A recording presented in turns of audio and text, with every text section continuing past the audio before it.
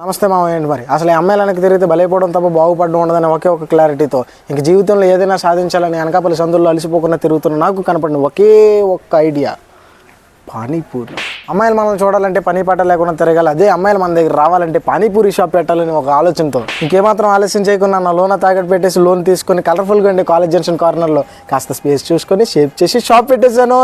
పానీపూరి తినడానికి వచ్చే పోరీలతో ఎలాగైనా కూర కలిపిన చేతితో పులిహార కలిపేయాలని ఎదురు చూస్తూ ఉన్నాను. ఇంతలోనే అందమైన అమ్మాయి చిట్టుపాదాలతో పొట్టు అడుగులు వేసుకుంటూ ఆ గట్టి రోడ్డు మీద నడిచొచ్చి ఓ ప్లేట్ పానీపూరి ఇస్తారా అని అడిగేసిందా.